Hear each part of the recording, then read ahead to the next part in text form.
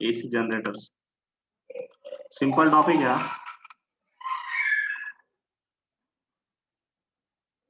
Example झालं होतं का बाकी होतं 6.10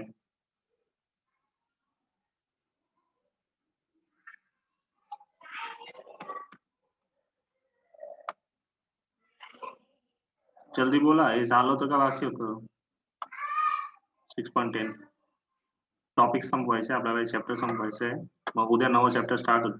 स्वाध्याय तुम्हाला करायचे पहिले 10 एक्झाम्पल करायचे स्वाध्यायचे, बघ बाकीचे नाही करायचे. आणि सगळे हे जे उदाहरणाचे 10 एक्झाम्पल आहेत ना, त्यांच्या बेसिसवरच असतील सगळे, पण जास्त टेन्शन नाही घ्यायचं, इझी एक्झाम्पल्स आहेत सगळे. तर आता पहा, याच्यात एक दिलेलं आहे 6.10 मध्ये उदाहरणामध्ये, चुंबकीय क्षेत्र बी, क्षेत्रफळ ए आणि सॉलिनॉइडની લંબાઈ एल ના પદમાં સોલિનોઇડમાં સંગ્રહિત ચુંબકીય ऊर्जाનું सूत्र મેળવો. म्हणजे चुंबकीय क्षेत्रफळ आणि लांबीच्या पदमध्ये तुम्हाला चुंबकीय ऊर्जेचं सूत्र मिळवायचं आहे. आणि આ ચુંબકીય ऊर्जाને કેપેસિટરમાં સંગ્રહિત થયેલ સ્થિત विद्युत ऊर्जाने સાથે सरखामणी કરો. त्याची कंपॅरिझन करायचं आपल्याला कॅपॅसिटरच्या ऊर्जेसोबत. मग आपल्याला माहिती आहे कॅपॅसिटरची इंडक्टर जे असतो किंवा सॉलिनॉइड असतो त्याची ऊर्जेचं सूत्र काय, तर UB is equal to 1/Li². UB म्हणजे मॅग्नेटिक एनर्जी, म्हणून त्याला 1 काय लिहिलंय, UB लिहिलंय, 1/Li² येतं.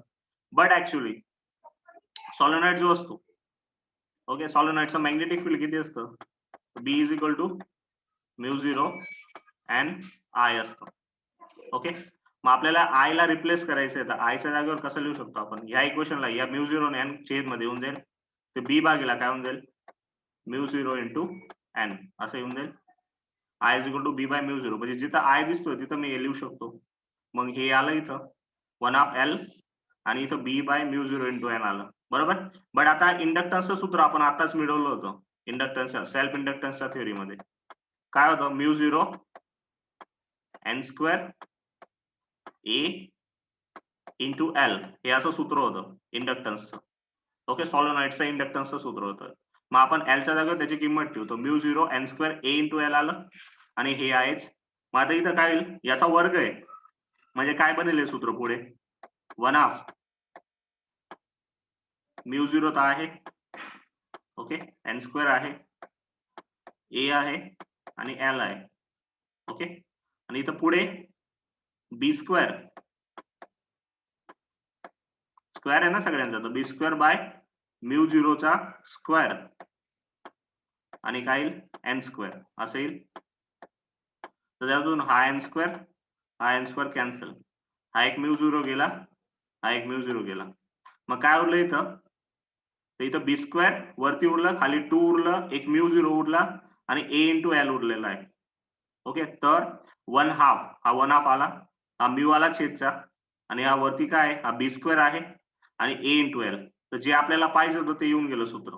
पहिलं काय विचारलं होतं त्यांनी, की चुंबकीय क्षेत्र बी, क्षेत्रफळ ए आणि સોલિનોઇડની લંબાઈ n ના પદમાં સોલિનોઇડમાં સંગ્રહિત થયેલી ઊર્જાનું सूत्र મેળવો. तर भेटलं आपल्याला हे ऊर्जेचं सूत्र. ओके, आता त्याला कम्पेअर कोणासोबत करायचंय, ऊर्जा घनता सोबत करायची. कोणाची, कॅपॅसिटरची ऊर्जा घनता. ऊर्जा घनता म्हणजे काय असतं, ऊर्जा घनता म्हणजे एकम कद दीड ऊर्जा, म्हणजे छेद मध्ये काय आता, कद मध्ये, म्हणजे ऊर्जा भागीला कद येतं. आता सोलिनॉइडचं कद किती येतं, तर एरिया इंटू लेंथ, म्हणजे की त्याचा क्षेत्रफळ गुणिला लांबी करावं लागतं. मग UB भागीला काय येईल, AL येईल. मग आता AL आहे इथं, तर हे जे सूत्र आहे आपल्याकडे ऊर्जेचं, त्या सूत्रात किंमत टाकायची आपल्याला. मग ऊर्जेचं सूत्र काय आपल्याकडे, 1/2 μ0, okay, B² into A into L असं आहे, ओके, आणि त्याचा छेद मध्ये A इंटू एल आहे, ओके. मग हा A इंटू एल, हा A इंटू एल कॅन्सल, तर ऊर्जा घनतेचं सूत्र काय आलं, वरती B² येईल, खाली 2 μ0 येईल.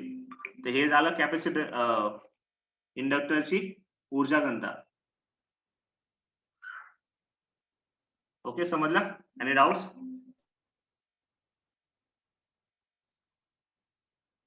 Any doubts. तर ही झाली ऊर्जा घनता, एकम कद दीठ चुंबकीय ऊर्जा, त्याला ऊर्जा घनता म्हणतात. याला आपल्याला कम्पेअर कोणासोबत करायचं आहे, कॅपॅसिटरच्या ऊर्जेसोबत. ओके, तर कॅपॅसिटरची ऊर्जा किती येते, तर कॅपॅसिटरची ऊर्जा 1/ε0 E² येतं. तर मग तुम्ही जेव्हा कंपॅरिझन करणार, तर 1/2 च्या जागेवर 1/2 आहे, इथं मॅग्नेटिक फील्ड आहे, तर इथे इलेक्ट्रिक फील्ड आहे. आणि इथं 1/μ0 येतं तर ऍप्सिलॉन 0 होतं, कारण ऍप्सिलॉन 0 आणि 1/μ0 एक दुसऱ्याला काय असतात, व्यस्त असतात. मग अशा प्रकारे जर तुम्ही पाहणार तर दोघं व्यस्त वर्गचे नियम आहेत. व्यस्त वर्ग नाही, सॉरी, दोघं वर्गचे नियम आहे. चुंबकीय क्षेत्राचा वर्ग आहे दोघांमध्ये, समप्रमाणात आहे. चुंबकीय क्षेत्राचा वर्गच्या समप्रमाणात आहे दोघं. तो बा બંને કિસ્સામાં ઊર્જા ક્ષેત્રના તીવ્રતાના વર્ગના સમપ્રમાણમાં છે. ઓકે, અને એ અનુક્રમે સોલેનોઇડ અને સમાંતર પ્લેટ કેપેસિટરના વિશિષ્ટ કિસ્સાઓ તારવવામાં ઉપયોગી છે. तर हे सॉलिनॉइड साठीचं इक्वेशन आहे, हे कॅपॅसिटर साठीचं इक्वेशन आहे. लक्षात ठेवजा, सॉलिनॉइड मध्ये जी ऊर्जा असते ती हमेशा चुंबकीय क्षेत्राच्या स्वरूपात संग्रहित होते. सॉलिनॉइड किंवा इंडक्टर बी म्हणू शकतो आपण त्याला. आणि जी कॅपॅसिटर असते त्याच्यात जी ऊर्जा असते ती हमेशा विद्युत क्षेत्राच्या स्वरूपात संग्रहित होत असते. बरं, एवढीच वस्तू आहे त्याच्यात. ओके, नाव एसी जनरेटर. एसी जनरेटर काय असतं, म्हणजे पहा आपण याचा तो नियम वापरणार आहे एसी जनरेटर मध्ये, की विद्युत चुंबकीय प्रेरणी घटनाने तकनिकीरित्या बधीच उपयोगમાં લાવી શકાય છે. अत्यंत महत्वपूर्ण उपयोग हे अल्टरनेटिंग करंटનું उत्पादन છે. म्हणजे की काय, आपण हा जो कन्सेप्ट आपण शिकला ना, की चुंबकीय क्षेत्राच्या मदतीने विद्युत क्षेत्र निर्माण करणं, याचा वापर होतो एसी जनरेटर, म्हणजे काय, पॉवर जनरेट करण्यासाठी, एसी पॉवर जनरेट करण्यासाठी याचा वापर होत असतो. म्हणजे 100 मेगावॉटनी लाक्षणिक क्षमता धरावता आधुनिक एसी जनरेटर अत्यंत विकसित यंत्र છે. म्हणजे की ज्याच्यात 100 मेगावॉट पर्यंतचा पॉवर आपण जनरेट करू शकतो. मग आता याचा मेन कन्सेप्ट काय, ईएमएफ પ્રેરિત કરવા માટે ગાળાના નમનના ફેરફાર અથવા તેના અસરકારક ક્ષેત્રફળમાં થતો ફેરફાર એ જ पद्धती છે. मग आता एसी जनरेटर मध्ये काय करतो तुम्ही आकृतीमध्ये पाहू शकतात. आता बाई ही सगळी जी वस्तू आहे तुम्ही वाचून घेता, याचा मी कन्सेप्ट सांगतो, प्रिन्सिपल काय. त्याचा प्रिन्सिपल काय आहे, की चुंबकीय क्षेत्रात तुम्ही लूपला काय करतात, परिभ्रमण करवतात.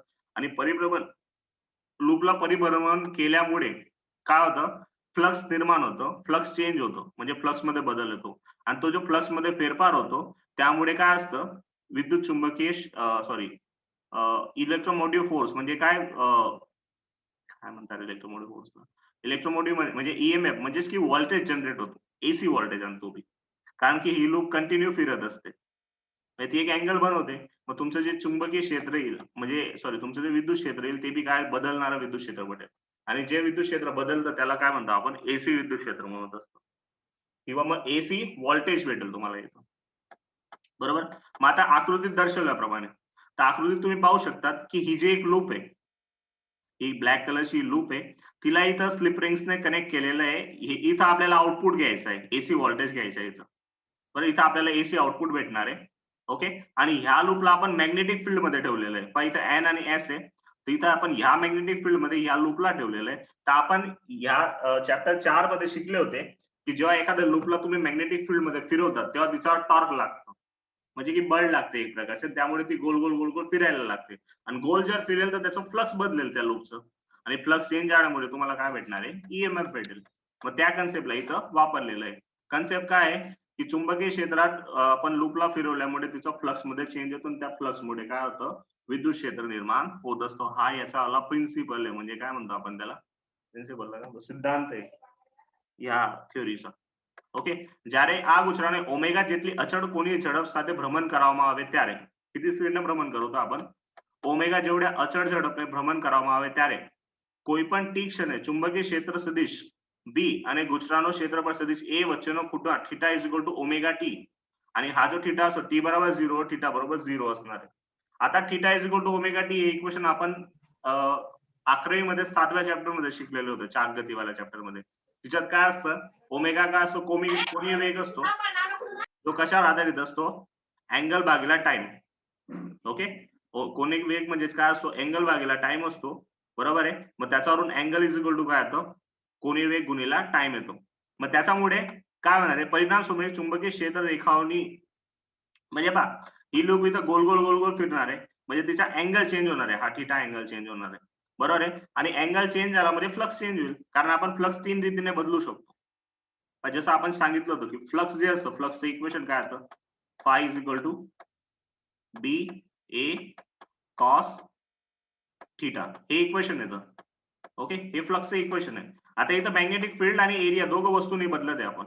मग आपण बदलू काय शकतो, थीटा, म्हणजे आपण तिला गोल गोल फिरवतो, म्हणजे दरवेळेस तिचा अँगल काय होणार आहे, बदलणार आहे. मॅग्नेटिक फील्ड सोबत तिचा जो एरिया वेक्टर आहे, या लूपचा एरिया वेक्टर, त्याचा हमेशा अँगल बदलेल, आणि तोच अँगल कॉस थीटा असतो. मग हा अँगल बदलला म्हणजे फ्लक्स बदलेल, फ्लक्स बदललं म्हणजे काय होणार आहे, ईएमएफ निर्माण होणार आहे.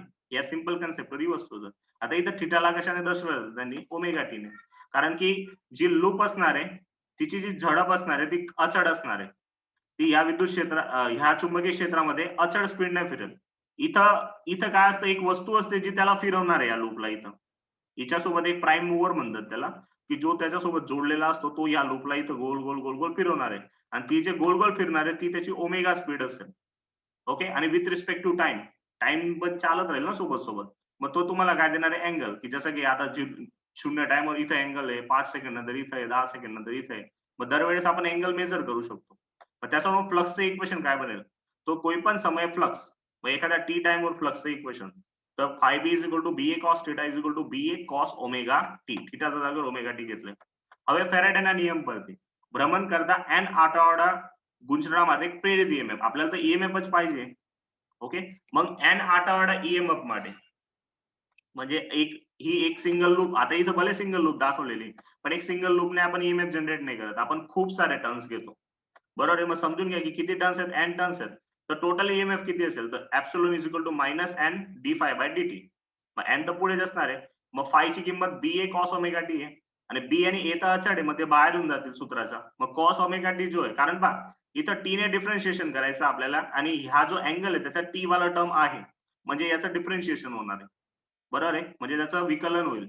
मग आता विकलन जर होईल डिफरन्शिएशन, मग काय होईल, कॉसचं विकलन काय येतं, तर मायनस साइन येतं कॉसचं विकलन. बट इथं फक्त टी नाहीये, इथं ओमेगा टी आहे. मग टी सोबत जे बी मल्टिप्लाइड असतं, ओके, कॉस आहे आणि ओमेगा टी आहे. मग आपण तर टीचं विकलन करतोय, पण इथं ओमेगा आहे ना टी सोबत. मग तो ओमेगा कुठे येऊन जाईल, पुढे येऊन जाईल. मग इथं पुढे ओमेगा येऊन जाईल आणि हे कॉस ओमेगा टीचं काय होऊन जाईल, साइन ओमेगा टी होऊन जाईल. समजलं. मायनस साइन होतं, कॉसचं काय होतं, मायनस साइन होतं विकलन. मग हा मायनस आणि त्याचा जो मायनस येईल ते दोघं काय होऊन जातील, मायनस मायनस प्लस होऊन जातील. म्हणून तुमच्या इक्वेशन मध्ये इथं पुढे काय आहे, प्लस मध्ये हा NAB आला, कॉसचं मायनस साइन. ओके. मग मायनस मायनस प्लस झाला आणि हा ओमेगा एक्स्ट्रा होता याच्यासोबत टी सोबत, मग तो पुढे येऊन गेला. मग फायनली तुम्हाला ईएमएफचं इक्वेशन काय भेटलं, epsilon is equal to NAB omega sine omega t. ज्याच्यात ही जी व्हॅल्यू असते NAB ओमेगा, याला ईएमएफचं मॅक्सिमम व्हॅल्यू म्हणतात, महत्तम मूल्य. कारण एसी करंट मध्ये काय, हे साइन फंक्शन आहे.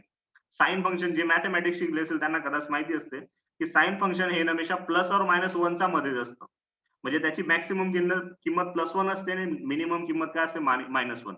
म्हणजे +1 तर -1च्या मधल्याच किमती असतात त्याच्यावाला हमेशा. साइन फंक्शन कधी +1च्या वरती बी जाणार नाही, -1च्या खाली पण जाणार नाही, त्याच्या मध्येच असतं. आणि त्याच्यासोबत जे मल्टिप्लाय करणार तुम्ही ती त्याची किंमत बनून जाते. जसं की इथं हा साइन फंक्शन आहे, हा मॅक्सिमम +1 तर -1च्या मध्येच राहणार आहे. ओके. आणि त्याच्यासोबत मल्टिप्लाय काय आहे, NAB ओमेगा आहे. मग या NAB ओमेगाचं जे उत्तर येईल ते तुमचं टोटल ईएमएफचं उत्तर असणार आहे. समजलं. एवढी वस्तूला काय लिहू आपण, एप्सिलॉन 0, जी महत्तम किंमत आहे. एप्सिलॉन 0 बरोबर काय असणार आहे, NAB ओमेगा असणार आहे. ओके. आणि इथं साइन ओमेगा आहे. मग आता याचा जर ग्राफ बनवला आपण, या फंक्शनचा ग्राफ बनवला वेगवेगळ्या अँगल्सवर, तर तो ग्राफ कसा बनणार आहे, तर साइन फंक्शनचा ग्राफ असा बनतो हमेशा, असा. तो जितका पॉझिटिव्ह असतो तितकाच निगेटिव्ह असतो. आणि त्याच्या ज्या दोन मॅक्सिमम व्हॅल्यू असतात ना, त्याच्यात ही जी व्हॅल्यू असेल ही प्लस ओमेगा एप्सिलॉन 0 असेल. ही मॅक्सिमम व्हॅल्यू असेल प्लस एप्सिलॉन 0 आणि ही जी खाली व्हॅल्यू असेल मिनिमम व्हॅल्यू, ती काय असणार आहे, मायनस एप्सिलॉन 0. म्हणजे काय झालं, एप्सिलॉन 0 गुणिला +1 आणि एप्सिलॉन 0 गुणिला -1 आणि बाकी सगळ्या व्हॅल्यू यांचा मधल्याच असतील. बाकी सगळ्या जेवढ्या किमती घेणार तेवढ्या सगळ्या यांचा मधल्याच असतील. समजा हा टाइम किती, टोटल टी टाइम घेतला असेल, तर इथे जो टाइम असेल तो T/2 असेल.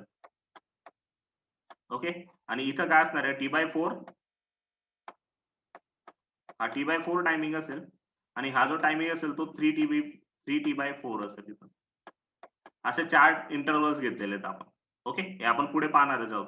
म्हणून ईएमएफ नी संज्ञा, आता बघा याच्यात तुम्ही पाहणार की हे फंक्शन जेवढं पॉझिटिव्ह वरती तेवढेच इकडे निगेटिव्ह आहे.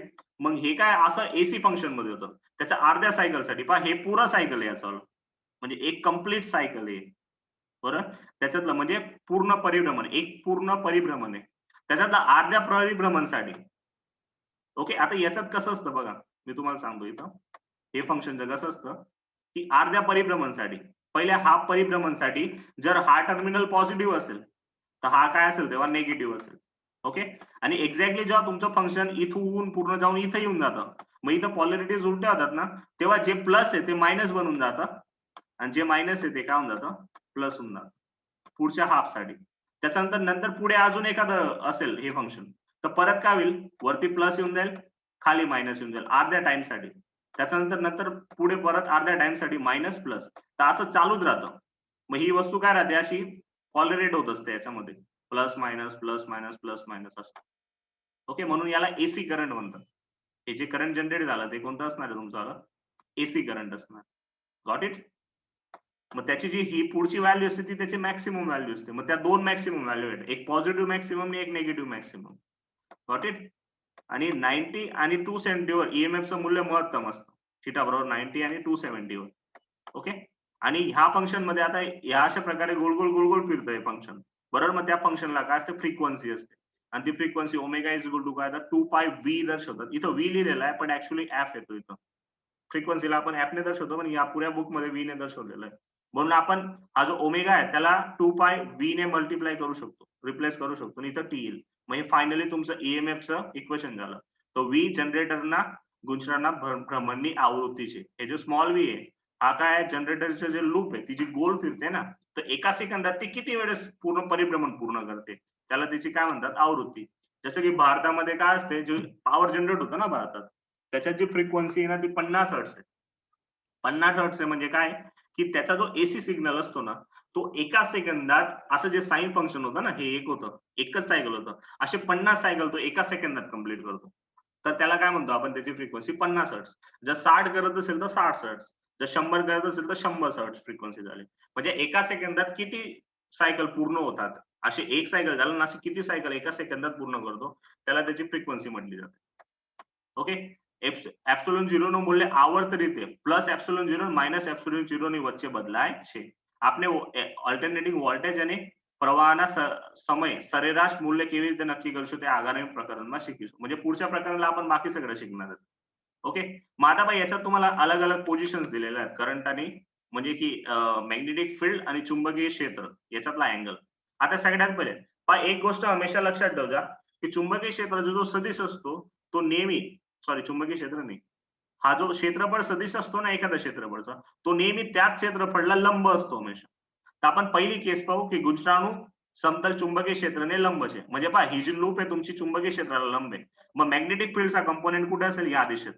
मॅग्नेटिक फील्ड तुमचं या दिशेत असणार आहे, कारण मॅग्नेटिक फील्ड एन कडून एस कडे असतं हमेशा. ओके, आणि तुमची जी लूप आहे तिचा एरिया वेक्टर बी कुठे असेल, या दिशेत असणार आहे. ओके, पहिल्या केसमध्ये. ओके, मग या दोघांमधला अँगल किती बनला, 0. आता जिथे 0 अँगल असतो ना, तर यांच्यामध्ये अँगलच बनला नाही, साइन 0 काय असतो, 0. इथं साइन फंक्शन प्रमाणे चालणार आहे सगळं, साइन ओमेगा टी. ओके, पहिला अँगल थिटा आहे, थिटा पहिला काय 0 आहे, तेव्हा फंक्शनची किंमत काय असणार आहे. ओके, तेव्हा तुमचं ईएमएफ ची किंमत काय असेल ते. तर जेव्हा साइन फंक्शन 0 असतं तेव्हा ईएमएफ बी काय असणार आहे, 0, पहिल्या केसमध्ये. ओके, आता दुसऱ्या केसमध्ये काय होतंय, की तुमची लूप अशी झाली, आडवी झाली, मग त्याचा एरिया वेक्टर कुठे जाईल, वरती. हा वेक्टर ए असेल. ओके, फिरली ना ती, आणि मॅग्नेटिक फील्ड तर त्याच दिशेत आहे. मग या दोघांमधला अँगल कितीचा बनला आता, 90. आणि साइन 90 किती असतो, 1.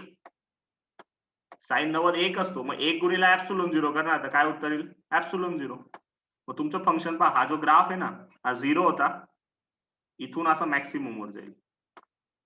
ओके, 0 वरून कुठे जाईल तो, मॅक्सिमम वर. ओके, आता नेक्स्ट फंक्शन. आता ही लूप परत अशी फिरलेली, ही जी लूप आहे ना ती अशी फिरते. ओके, अँटी क्लॉकवाईज फिरते ती. मग पहिले इथं होती, आता वरती गेली, आता तिकडच्या बाजूला जाईल इकडे. मग तुमचा एरिया वेक्टर इकडे गेला, वेक्टर ए, आणि मॅग्नेटिक फील्ड कुठं असणार आहे, इकडे असणार आहे, वेक्टर बी. ओके, मग दोघांचा अँगल कितीचा झाला, 180. 180 म्हणजे पाय. आणि तेव्हा उत्तर काय असतं, साइन 180 ची किंमत 0 असते. मग तुमचा हा जो ग्राफ वरती गेला होता तो परत कुठे येऊन जाईल, खाली येऊन जाईल, 0 वर. ओके, हा मला व्यवस्थित ड्रॉ नाही करता येत, बट तुम्ही समजून घ्या. ओके, आता नेक्स्ट किती अँगल येईल, मग आता ही लूप खाली गेली तुमची, म्हणजे तुमचा एरिया वेक्टर इकडे गेला. ओके, आता याचा मधला अँगल होता तो असा 180 मॅग्नेटिक फील्ड आणि याच्यातला, तो तुमचा एरिया वेक्टर आता इथे येऊन गेला. ओके, आणि तुमचं मॅग्नेटिक फील्ड इकडेच आहे, वेक्टर बी.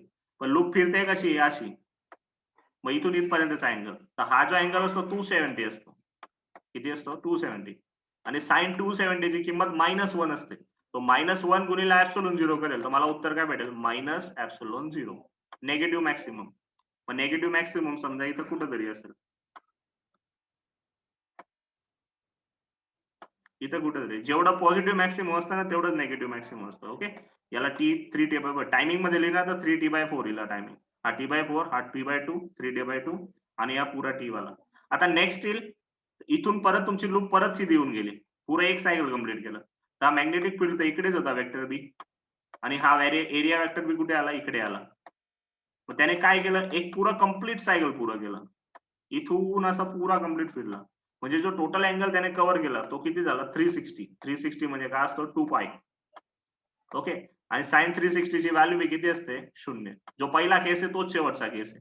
फक्त आता हे लूप तुमची एक परिभ्रमण पूर्ण करून आली, मग परत कुठे जाणार तुम्ही? 0 वर.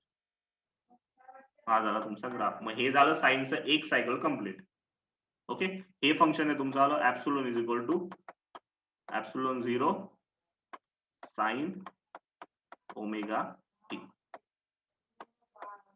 ओके, हा याचा ग्राफ आहे. हे एक सायकल झाले. असे जर 50 सायकल करत असेल तर 50 हर्ट्झ फ्रिक्वेन्सी, 100 करत असेल तर 100 हर्ट्झ फ्रिक्वेन्सी. Got it? इथपर्यंत कोणाला काय डाऊट? हे 5ही केसेस समजले? तुम्हाला परीक्षेत हे सगळे केसेस ड्रॉ करायची गरज नाहीये. ओके, तुम्हाला फक्त जे इन्फॉर्मेशन आहे तेवढे लिहायची. Got it? इथपर्यंत कोणाला डाऊट?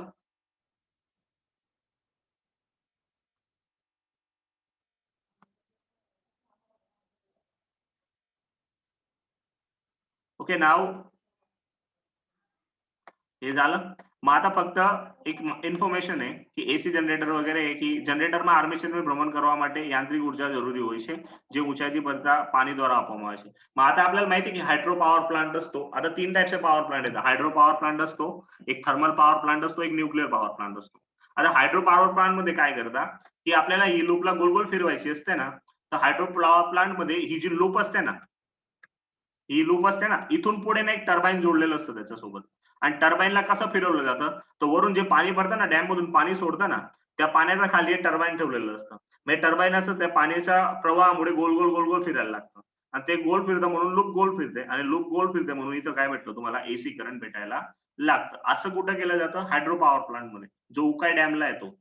ओके, आता thermal power plant. Thermal power plant म्हणजे जिथं कोळसा वगैरे वापरतात पॉवर प्लांटला चालवण्यासाठी.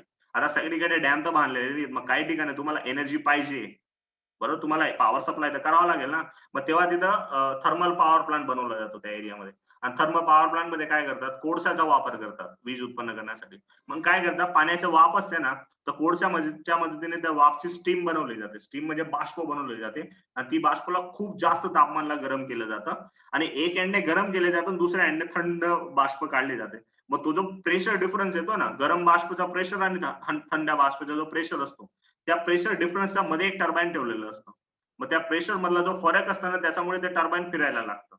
ओके, जसं बुधबहुरी निर्माण होऊन जाते ना, ती कशामुळे निर्माण होते? एकाकडे जास्त दाबांवाली हवा असते, एकडे कमी दाबांवाली हवा असते. मग जास्त दबाणवाली हवा कमी दबाणवाली हवेची काय घेते? जागा घेण्याचा प्रयत्न करते, आणि त्यामुळे ते गोल गोल गोल गोल असं चक्कर फिरायला लागतं. तसं इथं फिरतं, त्यामुळे लूप फिरवली जाते, आणि त्याच्यामुळेच काय केलं जातं? ईएमएफ जनरेट करतं. आता न्यूक्लिअर पॉवर प्लांट मध्ये बी सेम केस असतो, तेच केलं जातं. स्टीम केली जाते, म्हणजे पाण्याची बाष्प निर्माण केली जाते. बट फरक काय असतो थर्मल आणि न्यूक्लिअर पॉवर प्लांट मध्ये? तर थर्मल पॉवर प्लांट मध्ये तुम्ही कोळशाचा वापर करता, त्याच्या जागेवर न्यूक्लिअर पॉवर प्लांट मध्ये तुम्ही काय करणार? थोरियम, युरेनियम, हे सगळे जे धातू आहेत त्यांचा वापर केला जातो. रेडिओ ऍक्टिव्ह पदार्थ आहेत हे सगळे, त्यांचा वापर केला जातो. न्यूक्लिअर एनर्जीचा यूज केला जातो एनर्जी प्रोड्यूस करण्यासाठी. Okay, and the last one is, आणि मोस्ट ऑफ द केसेस मध्ये काय करतात की ही लूपला फिरवण्यापेक्षा, ही लूपला आपण गोल गोल फिरवतो ना, त्याच्या जागेवर लूपला कॉन्स्टंट ठेवतात, आणि हे जे मॅग्नेट असतात ना आजूबाजूचे, तिला फिरवलं जातं. आता सेमच वस्तू आहे, तुम्ही म्हणजे ही कसं झालं की चाकूवर टरबूज फेका का टरबूजने चाकू कापा, दोघं एकच वस्तू, टरबूजच कापलं जाणार आहे. तसं इथं आहे की तुम्ही लूपला गोल फिरवा का मॅग्नेट्सला गोल फिरवा, दोघं मिळून फ्लक्स क्रिएट करणार आहे. लूपला स्टेबल ठेवा आणि मॅग्नेटला गोल फिरवा तरी अँगल चेंज येईल, आणि लूपला मॅग्नेटला स्टेबल ठेवा आणि लूपला फिरवा तरी बी अँगल चेंज येईल. मग या दोघं केसेस मध्ये काय केलं जातं की तुम्हाला વીજળી निर्माण केली जात असते. હવે આધુનિક સમયમાં જનરેટર 500 મેગાવોટ જેટલા ઉચ્ચ ઇલેક્ટ્રિક પાવર પેદા કરે છે. એટલે કે 100 વોલ્ટના 50 લાખ બલ્બને आपण प्रकाशित કરી શકીએ છીએ. म्हणजे 100 वॉल्टचे तुम्ही किती 50 लाख बल्ब एकाच टाइमला तुम्ही प्रकाशित करू शकतात एवढा पॉवर त्याच्यामधून जनरेट केला जात असतो. आता आणि त्याच्यातलं सगळ्यात महत्त्वाचं म्हणजे काय असतं इलेक्ट्रोमॅग्नेट्स वगैरे बनवण्यासाठी बी त्याचा वापर होतो. सगळ्यात इम्पॉर्टंट म्हणजे भारतात जी आवृत्ती ती 50 हर्ट्झ आहे आणि यूएसए म्हणजे यूएसए जेव्हा अमुक देशोમાં आवृत्ती किती असते 60 हर्ट्झ. मग याचा फायदा काय असतो की भारतात जी आवृत्ती 50 हर्ट्झ आहे त्याच्यामुळे आपल्याला 230 वॉल्टचा पॉवर वापरावा लागतो. आपल्या घरात जो सप्लाय येतो ना त्याचा व्होल्टेज 230 असतो. बट अमेरिकेत तोच पॉवर 60 हर्ट्झ फ्रिक्वेन्सी असल्यामुळे 110 वॉल्टवरच वापरतात. म्हणजे ते आपल्यापेक्षा अर्धा पॉवर वापरून आपले जेवढंच कामं करतात. समजलं? म्हणजे जेवढा पॉवर आपण एका वर्षात संपवतो ना तेवढा पॉवर ते 2 वर्ष वापरतात. कशामुळे? फक्त त्यांची फ्रिक्वेन्सी 60 हर्ट्झ आहे आणि आपली 50 हर्ट्झ आहे. मग तुम्ही जर काही पुढे जाऊन काय बनले वगैरे सायंटिस्ट वगैरे बनले आणि तुम्ही काही केलं आणि तुम्ही काही बी करून इंडियाची फ्रिक्वेन्सी 50 वरून 60 हर्ट्झ केले, तर पुऱ्या इंडियाचा पॉवर अर्धा वाचून जाईल डायरेक्ट. इतका मोठा चेंज येऊ शकतो जर तुम्ही पुढे जाऊन इलेक्ट्रिकल इंजिनियर बनले आणि काहीतरी असं मोठं धाडस केलं तर. इट्स नॉट ईझी टास्क कारण खूप लोकं त्याच्यात काम करतच असतील अजून. But still we haven't achieved it. आपल्याला अजूनपर्यंत आपण ते अचीव्ह नाही करू शकलो. सो नेक्स्ट आहे 6.11 एक्झाम्पल आहे लास्ट आहे. कमला एक स्थिर सायकलने पेडल मारे છે. कमला काय करते एक सायकल आहे तिला पेडल मारते. આ સાયકલના પેડલને 100 આટાઓ અને 0.1 મીટર સ્ક્વેર ક્ષેત્રફળ ધરાવતા એક ગૂંચળા સાથે જોડેલું છે. हे जे पेंडल आहेत सायकलचे पेंडल त्याला कशासोबत जोडले की एक 100 टन्स असणारी आटे असणारी 0.1 मीटर स्क्वेअर क्षेत्रफळ असणारी एक लूप सोबत जोडलेलं आहे. હવે આ ગૂંચળું અડધા આટા પ્રતિ 1 સેકન્ડમાં પૂરું કરે છે. માતા ही जी लूप आहे हे गुचडे 1 सेकंड मध्ये किती करते अर्धच परिभ्रमण करते. त्याची फ्रिक्वेन्सी किती झाली 0.5 हर्ट्झ. किती असेल त्याची फ्रिक्वेन्सी म्हणजे एका सेकंदात ते फक्त अर्धच सायकल पूर्ण करते. અને તે ગુચરાને પરિભ્રમણને ધરીને અનુરૂપ 0.01 ટેસ્લાનું ચુંબકીય ક્ષેત્રમાં મૂકવામાં આવે છે. आणि ती जी लूप आहे तिला काय केलं आपण 0.01 टेस्लाचं चुंबकीय क्षेत्रात ठेवलेलं आहे. तो हा गुचराમાં पैदा होतो महत्तम व्होल्टेज शोधो. महत्तम व्होल्टेज म्हणजे मॅक्सिमम ईएमएफ शोधायचं आहे. तर मॅक्सिमम ईएमएफचं आता फ्रिक्वेन्सी किती 0.5 हर्ट्झ कुठून आली तर आपल्याला माहिती आहे की 1 सेकंड मध्ये ते फक्त अर्ध्याच वेळेस फिरते येते. मग त्याची फ्रिक्वेन्सी किती झाली 0.5 हर्ट्झ अर्ध 0.5 म्हणजे अर्ध. टर्न्स किती आहे 100. एरिया किती 0.1 मीटर स्क्वेअर. मॅग्नेटिक फील्ड किती 0.01 टेस्ला. ओके. तर मग ईएमएफ साठीचं इक्वेशन तर EMF is equal to NBA into omega. इथं काय होतं ओमेगा येतं. आपण पाहिलं होतं मॅक्सिमम ईएमएफचं इक्वेशन हेच होतं एनबीए ओमेगा. पण ओमेगा इज इक्वल टू काय आपल्याकडे 2 पाय व्ही. ओके. व्ही काय फ्रिक्वेन्सी. मग किंमत टाका. एन 100 आहे. बी 0.01 आहे. ए 0.1 आहे. ओके. 2 पाय म्हणजे 3.14 आणि फ्रिक्वेन्सी 0.1. याचा गुणाकार करा. 100 गुणिला 0.1 एकच उत्तर येऊन जाईल. ओके. आणि 1 गुणिला 0.5 तर 0.01 येईल. 0.01 सॉरी 0.1 गुणिला 0.5 तर 0.05 होऊन जाईल. 0.05 ला गुणिला 2 केलं तर 0.1 येऊन जाईल. आणि 0.1 ला गुणिला 3.14 केलं तर 0.314 उत्तर येऊन जाईल. तर हा 0.314 तुमचा मॅक्सिमम व्होल्टेज असेल. कॅल्क्युलेशन जी वगैरे ते तोंडी होऊन जाईल. डन. Chapter over. कोणाला काय डाऊट त्याच्यात